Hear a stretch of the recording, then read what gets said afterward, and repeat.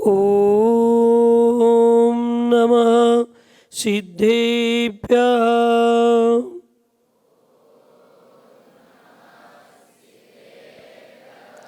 ॐ नमः सिद्धेभ्यः।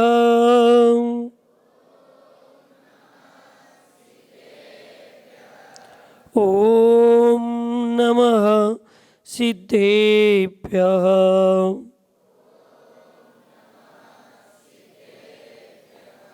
मंगलम भगवान वीरो मंगलम गौतमो गणी मंगलम कुंद कुंदाद्यो जैन धर्मोस्तु मंगलम सर्वमंगल मांगल्यम सर्वकल्याणकारकं प्रधानं सर्वधर्माणां जैनं जयतु शासनं वन्दे विद्यासागरं वन्दे सन्मती सागरम।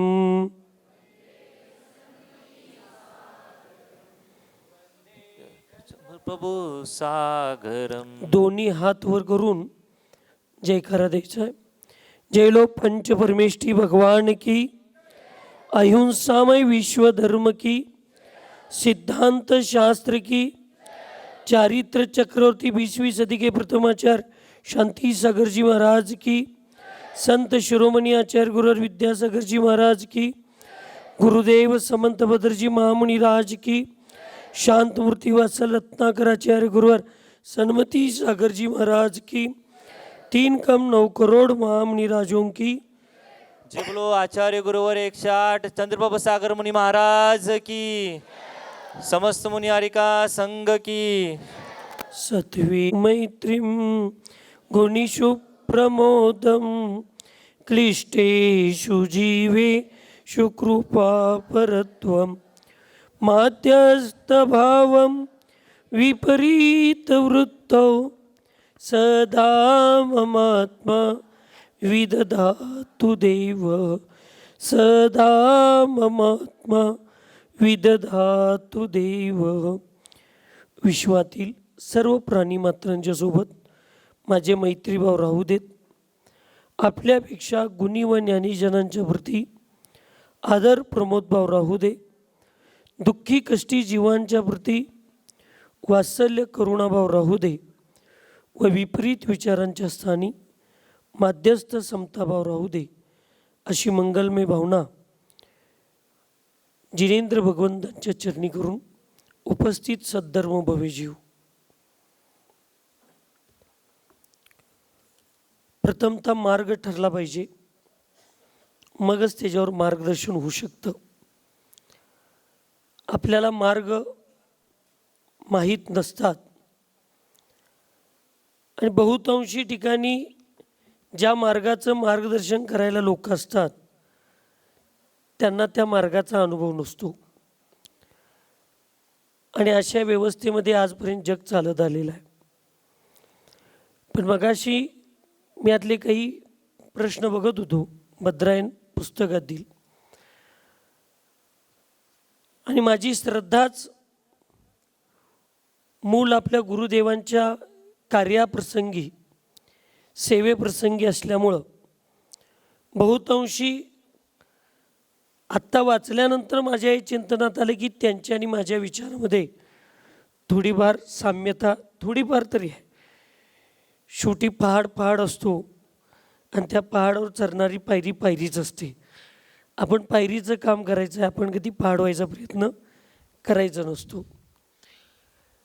मला हे सत्वेषु मैत्रीम हा श्लोक फार आवडतो आणि मी रोज प्रवचनच्या पूर्वी हीच गाथा म्हणून मी माझ्या प्रवचनाला सुरुवात करतो। यात एक प्रसंग परदेशातील एक महिला ज्यावेळेला जैन धर्माचा अभ्यास करायच्या भावनेनं भारतात आली त्यावेळी बहुतांशी लोकांनी तिला टाळलं, साधूंनी टाळलं. पण तिला गुरुदेव समंतभद्र महाराजांनी त्यांना जवळ करून जैन धर्माचा अभ्यासाचा मार्गदर्शक त्यांना करून परदेशामध्ये सुद्धा जैन धर्माचा अभ्यास जावा, विचार जावे, या भावनेतून गुरुदेवांनी त्यांना लागेल ती मदत आणि मार्गदर्शन केलं.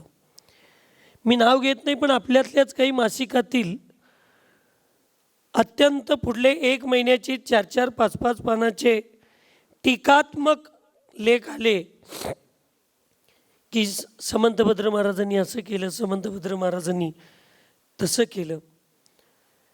आणि त्यावेळेला गुरुदेवांनी अत्यंत शांत चित्तानं आपल्या संयमाला कुठेही न ढळू देता, आचार्य भगवंत विद्यासागर महाराजांचं वाक्य मला त्यांच्यासाठी एवढ्यासाठी आठवलं की शब्द पंगू है, जवाब नहीं देना ही लाजवाब होता है. शब्द पांगळे असतात, शानी माणसं असतील तर शाण्याकडे वळवून देतात, चुकीची माणसं असतील तर त्याचा अर्थ चुकीचा काढतात. आणि त्याच्यापेक्षा उत्तर न देणं हेच सगळ्यात मोठं उत्तर असतं. आणि गुरुदेवांनी शब्दातून कधीच उत्तर दिलं नाही, त्यांचं उत्तर कार्यातून घडले, लक्षात ठेवा. हे आम्हाला सगळ्यांना शिकण्यासारखं आहे. म्हणून त्यांना आवडणारी गाथा आणि मला आवडणारी गाथा ही अत्यंत चांगली आहे. मगाशी गोमटे सरांनी सांगितलं की वीराचार्य स्पर्धा परीक्षा केंद्रामध्ये गेल्यानंतर सगळ्यात पहिला गुरुदेव समंतभद्र महाराजांचा फोटो लावलेला आहे. मी त्या प्रतीक्षा विश्रांतीगृहालाच गुरुदेवांचं नाव दिलं आहे. एवढ्यासाठी दिलं आहे, अण्णा अत्यंत स्वाभिमानाने मी सांगतो, मी जर तसं थोडं माझ्या स्वाभिमानात स्वार्थी झालो असतो तर हॉस्पिटल 2 वर्षापूर्वीच पूर्ण झालं असतं. कारण आज दान देणाऱ्यांच्या भावना नावाच्या प्रती जोडलेल्या असतात. पण ही माझ्यापुढं कोण अपेक्षाच ठेवू नये म्हणून मी पायाभरणीच्या अगोदरच त्या हॉस्पिटलचं पूर्ण नियोजन करताना सगळ्या साधू संतांचीच नावं देऊन टाकलो. म्हणजे परत मी 50 लाख देतो आणि माझं नाव लावा असं कोण म्हणायलाच नको. आणि त्यामुळं वीराचार्य स्पर्धा परीक्षा केंद्र चालू करत असताना बाहुबलीमध्ये आल्यानंतर वीराचार्य सगळ्यात पहिल्यांदा गुरुदेवांचं दर्शन आणि मार्गदर्शन घेत होतं. तर ते वीराचार्यांच्या स्पर्धा परीक्षा केंद्राच्या पहिली पायरी चढल्यानंतर इथे येणाऱ्या प्रत्येक व्यक्तीला वीराचार्यांच्या गुरूंचं दर्शन तिथं घडावं, ही माझी त्याच्यामागची संकल्पना होती. दुसरी संकल्पना होती की मी फार लोकांच्याकडून ऐकलो होतो की गुरुदेवांनी कधीच जैन धर्माच्या काय 72-84 पोटजाती असतील त्याचा कधी विकल्प केला नाही. ते फक्त काम सगळ्यांच्यासाठी जरी करत असतील तरी जैनत्वाचा ज्यावेळी विचार केला त्यावेळी फक्त जैन हा एक शब्द त्यांच्या नजरेत होता. तिथं जैन, चतुर्थ, पंचम, शेतवाळ, खंडेलवाल, परवार असं काही नव्हतं. आणि ती अकॅडमी किंवा विद्यासंबद्ध सेवा संस्था चालू करताना आम्ही सुद्धा तिथं जैन, चतुर्थ, पंचम कुठलाही भेद नाही, तिथं फक्त जैन आणि जैनच आहे. मी तर श्वेतांबर आणि दिगंबरसुद्धा भेद तिथं त्या ठिकाणी ठेवला नाही. आणि त्यामुळं वीराचार्यांच्या स्पर्धा परीक्षेत आल्यानंतर एक 5 मिनटं बसणाऱ्या व्यक्तीच्या विचारातसुद्धा हा कुठलाही मतभेद असता कामा नये. फक्त एक जैनत्वाच्या महासमुद्रामध्येच त्यांनी डुबकी लावावं हा विचार असल्यामुळं तिथं गुरुदेवांचं मी नाव आणि फोटो लावलं. दुसरी गोष्ट, माझी शिकण्याची इथं फार इच्छा होती लहानपणी, पण परिस्थिती घरच्या अशा होत्या की त्यावेळी मला इथं येण्यासाठी एक आर्थिक व्यवस्थापन म्हणा किंवा मी ते मानत नाही, पण त्यावेळेला लोक म्हणत होती की मी नवसानं जन्मलो आहे. त्यामुळं नवसानं जन्मलेल्या पोरग्याला घरात जेवायला जरी नसलं तरी आईवडिलांचं आणि आजा आजींचं प्रेम जास्त असतं आणि त्यांच्या प्रेमापोटी आणि मोहापोटी माझे आजा आजी किंवा माझे आईवडील एक 10 मिनटं मी शाळेकडं यायला जरी वेळ झाला तरी ते हुडकायला मला येत होते. म्हणजे एका राजकुमारावर जेवढी व्यवस्था एक राजा करत नव्हते तेवढी माझ्या गरिबाच्या घरात जन्मलेल्या पोरग्यावर माझ्या आईवडिलांचं आणि माझ्या परिवारातल्या लोकांचं प्रेम होतं. त्यावेळी 10 मिनटं मी डोळ्यासमोर बाजूला झालो तर घरातल्यांना चालत नव्हतं. ते गुरुकुलमध्ये मला ठेवून आम्ही अनाथ व्हायचं नाही. म्हणजे ते म्हणत होते तू तिथं शिकणार, आम्ही इथं कुणाकडे बघून राहायचं. अशा प्रेमापोटी मला इथे यायला मिळालं नाही. पण जब अपना मन पवित्र होता है तो हर एक के चेहरे पर अपना चित्र होता है. फिर दुनिया में कहीं भी चले जाओ जो कोई मिलेगा वो अपना मित्र होता है. या भावनेतून मला इथे शिकायला जरी नाही मिळालं तर मी जेव्हा जेव्हा गुरु इथं दर्शनासाठी येत होतो त्यावेळी मी हे सगळं बघणार. एकेका ठिकाणी मी अर्धा तास बसून मला काही येत नव्हतं पण नमोकार मंत्राची मी जाप घालणार. आणि मी ब्रह्मचारी झाल्यानंतर तर मला इथल्या सर्वच लोकांनी आदरानं आणि सन्मानानं मला गुरुकुलच्या मुलांच्यात बसून जेवायला घातलंच. पण मी ब्रह्मचारी ज्यावेळी नव्हतो त्यावेळी मी इथं येऊन जाणून बुजून मी सगळ्यांना विनंती करून गुरुकुलच्या मुलांच्यात बसून मी जेवत होतो. कारण इथली आमटी मला फार आवडत होती आणि मला शिकताना तरी गुरुकुलच्या मुलांच्यात बसून जेवायला मिळालं नाही. निदान आत्ता तरी आपण गुरुकुलच्या मुलांच्या मांडीला मांडी लावून जेवावं ही भावना माझी असल्यामुळं तीच भावना अत्यंत निस्पृह निस्वार्थ आणि निर्मळ बहुतेक असेल. म्हणूनच मला या बाहुबली भगवंतांच्या महामस्तकाभिषेकाची सेवा एक सेवकाच्या रूपामध्ये करण्याची संधी मला तुमच्या सगळ्यांच्या हृदयात आली. मला ती देण्याची आणि ती बहुतेक भगवंतांनी किंवा गुरुदेवांनीच तुम्हाला सगळ्यांना घातली असेल. कारण तुम्ही अत्यंत मी आता बघितलं अगदी गुरुदेवांच्या अंतिम संस्काराच्या वेळीसुद्धा प्रकाशांना सगळ्यात पुढं होते आणि तीच व्यवस्था आजपर्यंत त्यांनी ह्या वेळेला सुद्धा एवढ्या वर्षानं सुद्धा बाहुबली बाबतीत त्यांची श्रद्धा ती आहे. आणि म्हणून गुरुदेवांनीच बहुतेक सगळ्यांच्या मनात असं घातलं असेल की ह्या वर्षीचा मस्तकाभिषेक एक आचार्यांच्या मार्गदर्शनात नव्हे तर एक वीराचार्यांच्या सैनिकाच्या आणि गुरुदेवांच्या एक चांगल्या सेवकाच्या विचाराच्या माणसाच्या मार्गदर्शनात व्हावं आणि तुम्ही त्याला ती संधी द्यावी अशी बहुतेक गुरुदेवांनी तुम्हाला सगळ्यांना सूचना दिली असेल आणि तुम्ही मला इथं बोलवलं असाल. पण मी परवासुद्धा सांगितलो माझा जन्म खंडेनवमीचा आहे. त्यामुळं खंडेनवमी दिवशी शस्त्र पूजलं जातं आणि त्यामुळे मी जन्मल्यापासून ब्रह्मचारी व्रत घेऊपर्यंत माझ्या हातात शस्त्रच होती. आणि ते शस्त्र मी फक्त काही अशुभ कर्माच्या उदयात 2-4 वर्ष चुकीच्या कामासाठी जरी वापरलो असलो तरी जन्मल्यापासून मी जेव्हा जेव्हा माझ्या विचारात एक क्रांतीचे विचार आले त्यावेळी फक्त देशाच्या आणि धर्माच्या संरक्षणासाठी झाले, कुणाच्या अन्यायासाठी आले नाहीत. आणि त्याच्यानंतर व्रत घेतल्यानंतर माझ्या हातातले शस्त्र गेले पण माझ्या जिभेवर धर्माचं शास्त्र सत्याचं शस्त्र बनून कायमस्वरूपीत प्रसारित होतं. त्यामुळं काही वेळेला काही लोकांना ते योग्य वाटत नाही. पण सत्य परेशान हो सकता है, पराजित नाही. सत्याला कष्ट असतं पण ते पराजित कधीही होत नाही.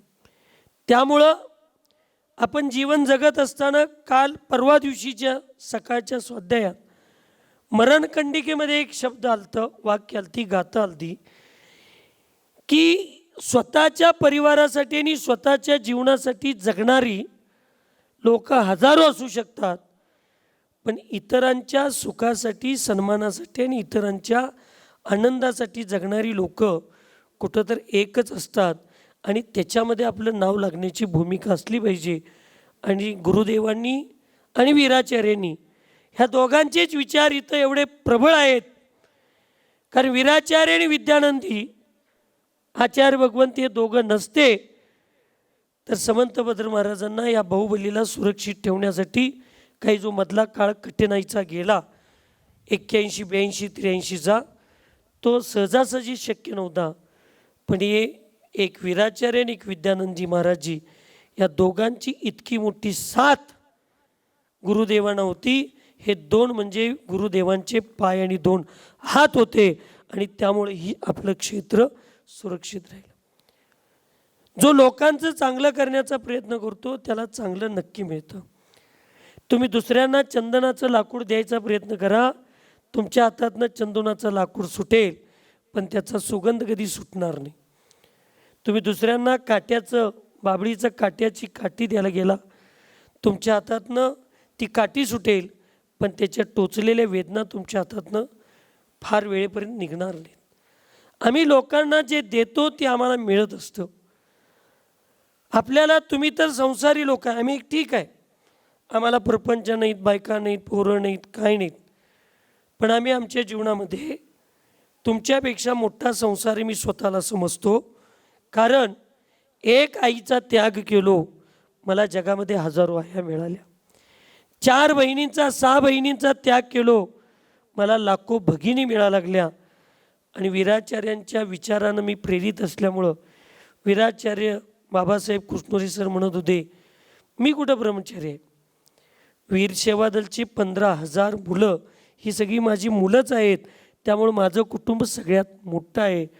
तसं मी माझ्या जीवनामध्ये माझ्या समाजालाच माझा परिवार समजून वसुदैव कुटुंबकम ह्या भावनेनं जगतो.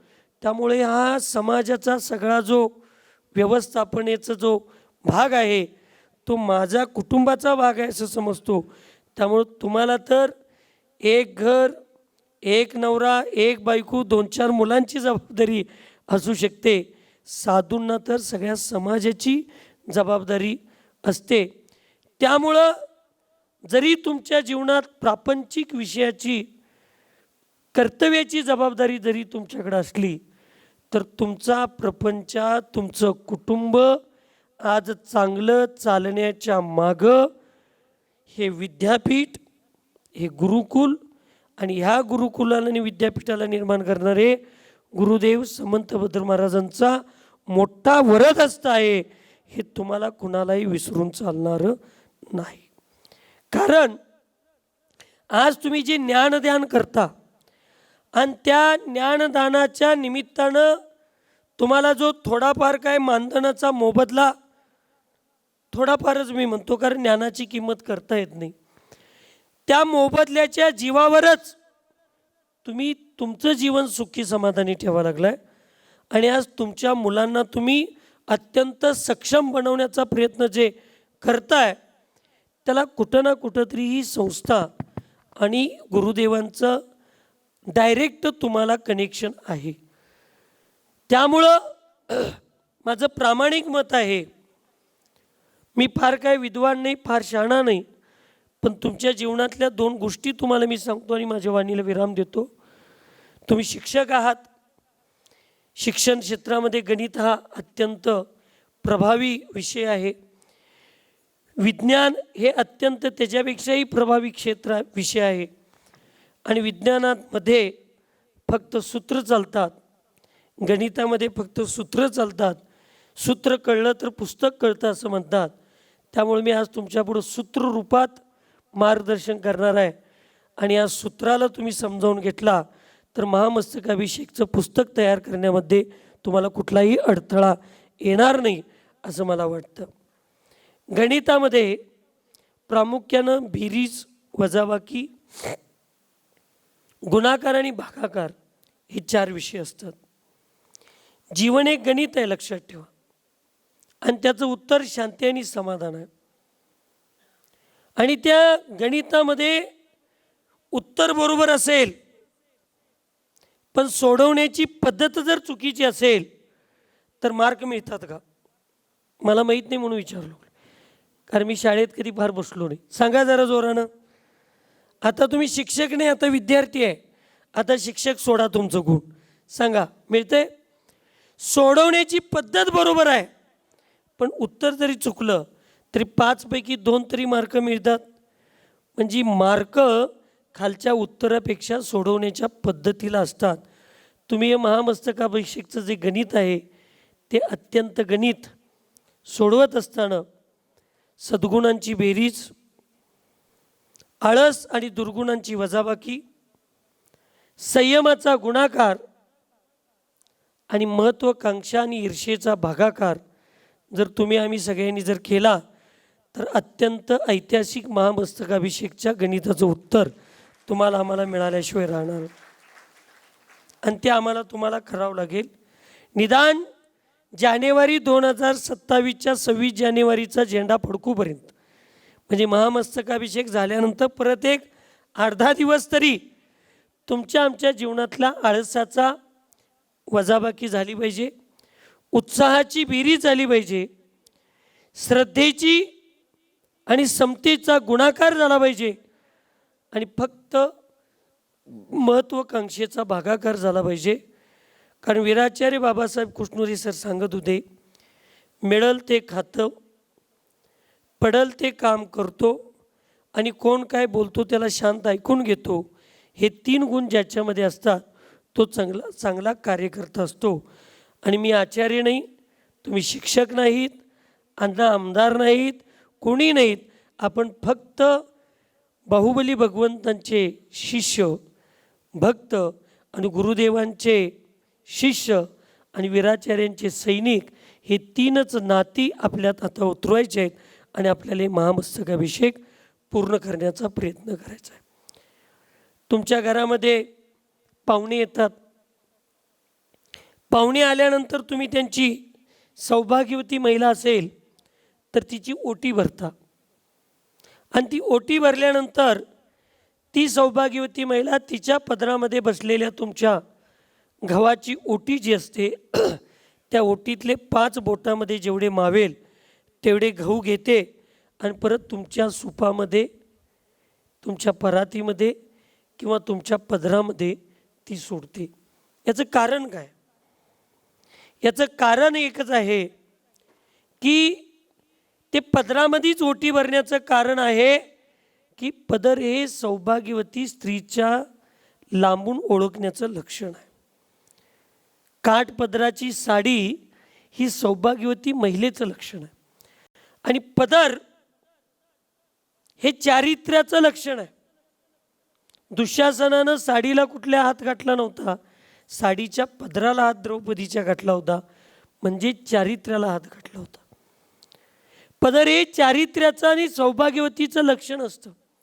आणि ती महिला ज्या वेळेला तुम्ही तिच्या पदरामध्ये ओटी भरता त्यावेळी ती म्हणते, हे माता, तू जसं माझं सौभाग्य आणि माझं परिवाराची भरभराट भावनेनं तू माझं जसं पदरामध्ये तू ओटी भरलीस तसं तुझ्या जीवनात सुद्धा तुझं सौभाग्य आणि तुझा पदर म्हणजे तुझा परिवार हा भरभरून राहू दे म्हणून तुम्हीच गाठलेल्या गव्हातील काही गव्हाचे पदार्थ तिथं ते टाकते आणि तुमचा ओटासुद्धा, तुमची ओटीसुद्धा भरून राहू दे म्हणते.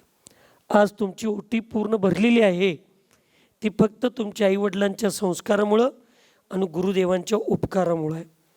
आणि त्या जीवनातल्या एवढ्या संस्काराची ओटी आणि एवढ्या उपकाराची ओटी जर तुमच्या आईवडिलांनी आणि माझ्या आईवडिलांनी सुद्धा आणि गुरुदेवांनी तुमच्या आमच्यासाठी दिली असेल तर 5 बोटात मावतंय तेवढं परत आपण त्यांच्यासाठी द्यायला आपल्याला काही अडचण असू नये असं मला वाटतं.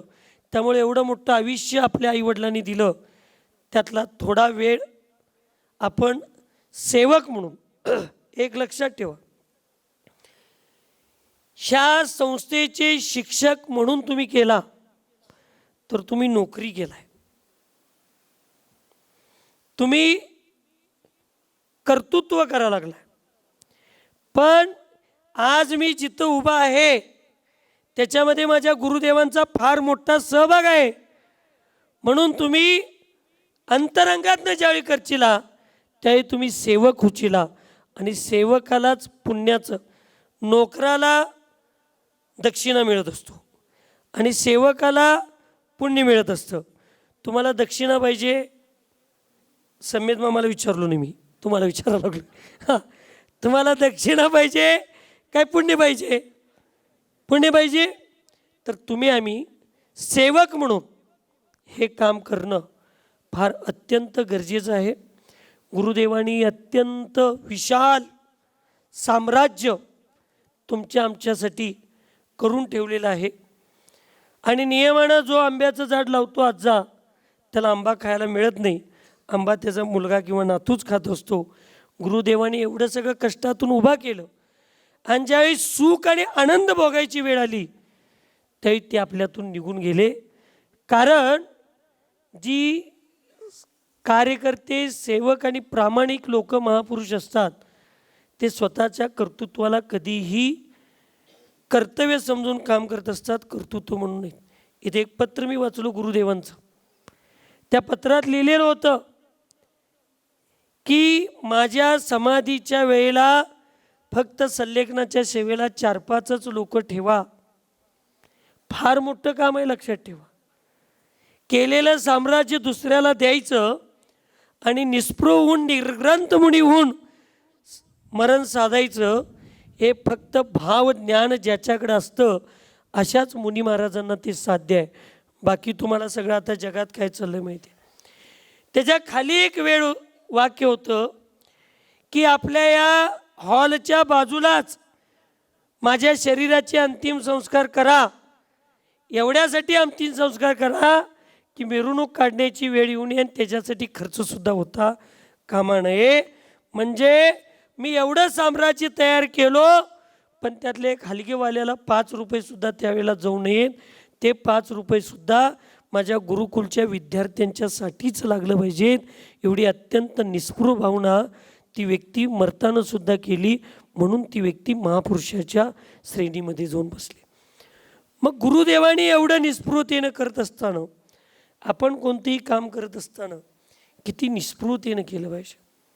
तसं बघायला पाहिजे तर काम कमी आणि दिखावा जास्त असणाऱ्या माझ्यासारखे साधू असतील किंवा अजून कोणी ब्रह्मचारी वृत्ती लोक असतील, त्यांची समाधी स्थळं आणि त्यांचे एक एक स्थान बघितले तर कोट्यावधी रुपयाचे समाधी स्थळ आहेत.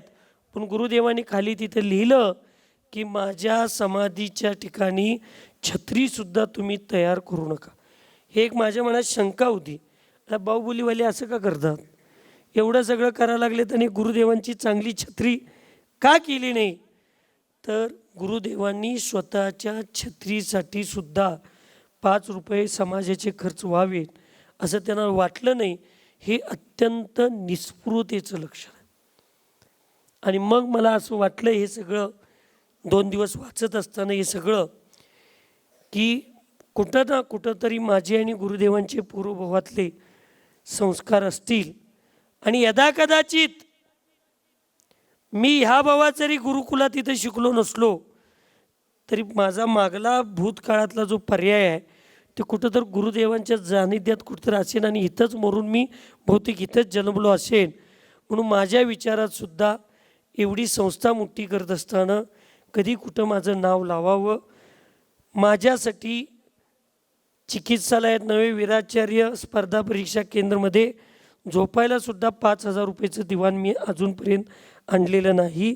मी वीराचार्य स्पर्धा परीक्षा केंद्रामध्ये चटईवरच झोपतो, जमिनीवरच झोपतो आणि माझ्यासाठी सुद्धा अजून खोली मी तयार केली नाही. कुठंतरी त्या गुरुदेवांचे विचार माझ्यावर पूर्वी कुठं संस्कार असणार आहेत आणि ते आत्ता जागे होत असतील.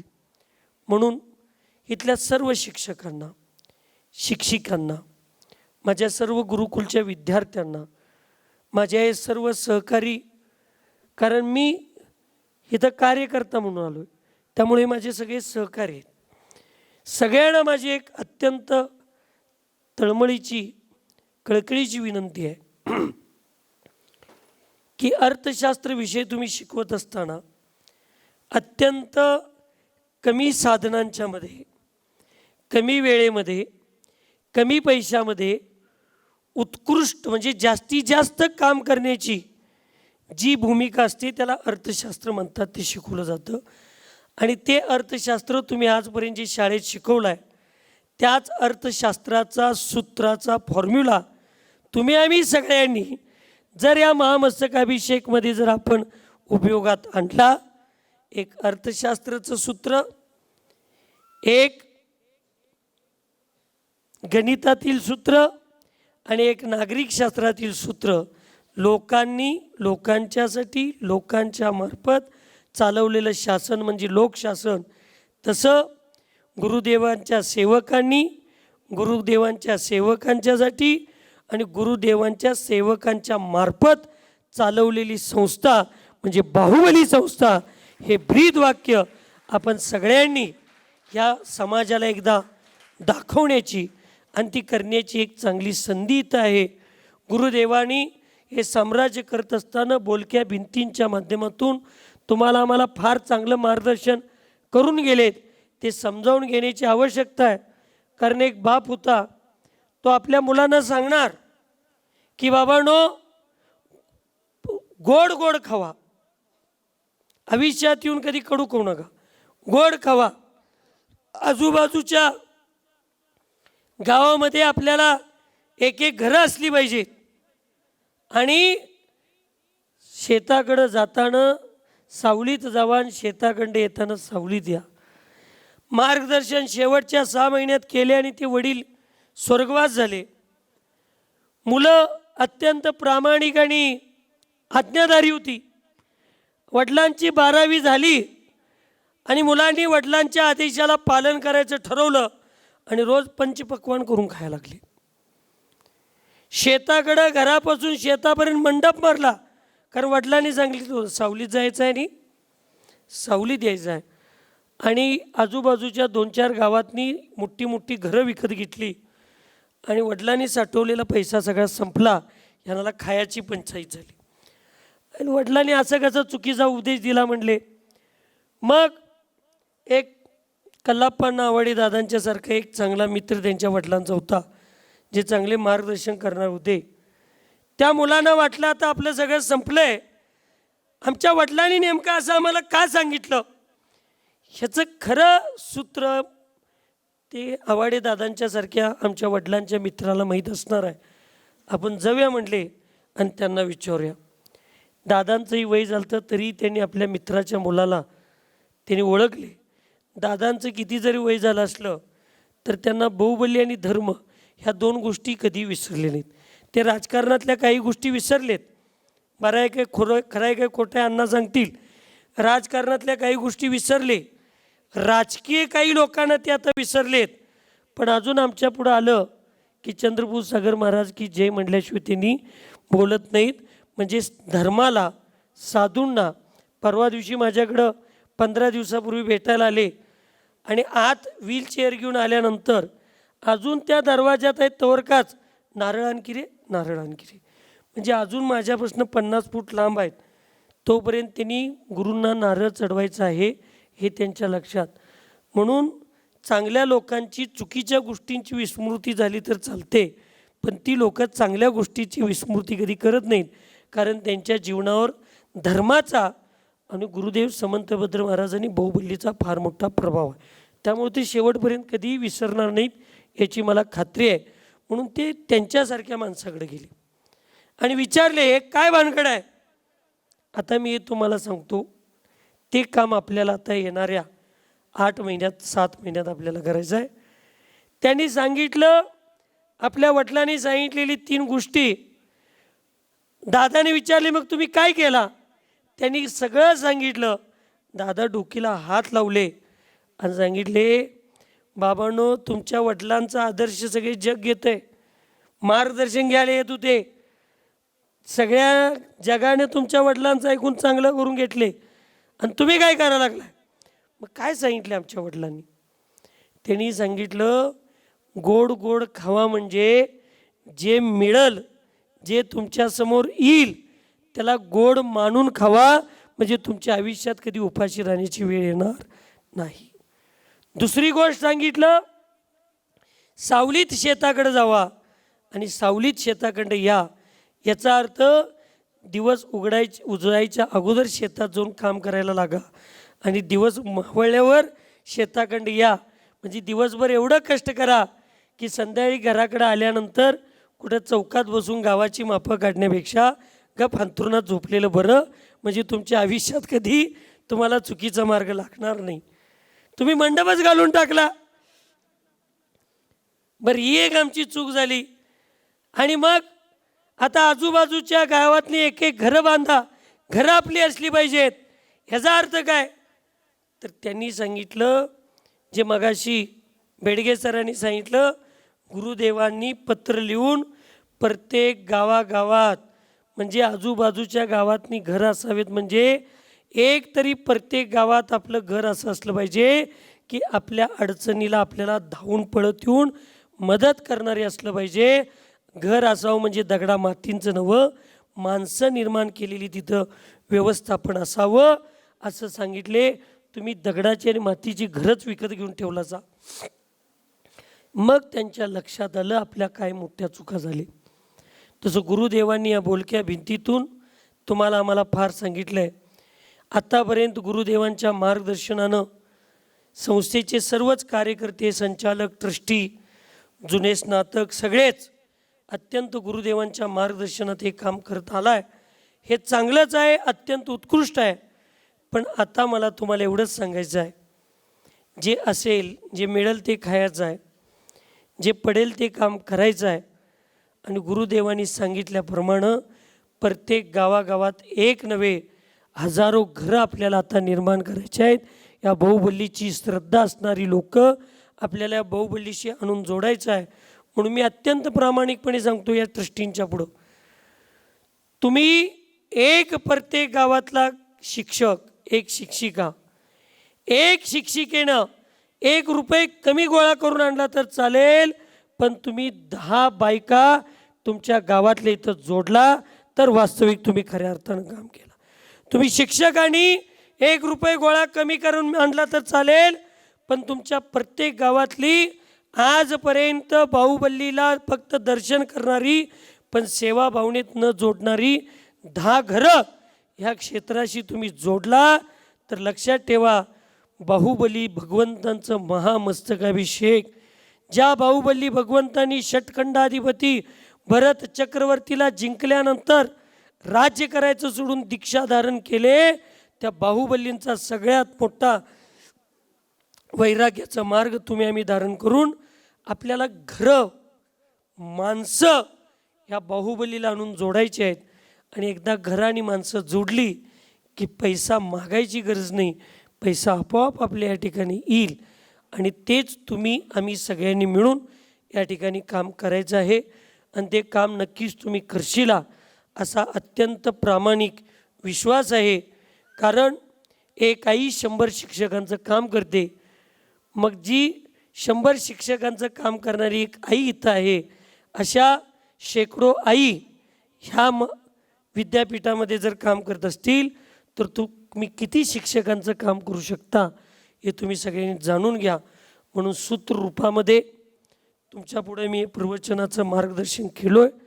तर आपल्याला सगळ्यांना पूर्ण उत्साहाची बेरीज करायची आहे, आळस प्रमादाची वजाबाकी करायचं आहे, श्रद्धा आणि समर्पणाचा गुणाकार करायचा आहे, आणि थोडं महत्त्वाकांक्षा आणि आपल्या प्रापंचिक स्वार्थाचा भागाकार करून आपण या ठिकाणी आलो. तर 13 जानेवारी दिवस 2027चा जो 8 तारखेला सुरू जरी झाला असेल पंचकल्याण आणि महामस्तकाभिषेक, तर 13 जानेवारी 2027चा ज्यावेळी शेवटचा कळस भगवंतांच्या महामस्तकाभिषेकच्या रूपातून ढाळेल, त्यावेळी त्याचा झालेला फायदा शेवटच्या गणिताच्या पुस्तकात उत्तर कुठं असते? शेवटच्या पानावर तुम्हाला 13 जानेवारी 2027ला तुम्ही केलेल्या कष्टाचं, आम्ही केलेल्या कष्टाचं उत्तर हे शेवटच्या दिवशी पानावर मिळाल्याशिवाय राहणार नाही.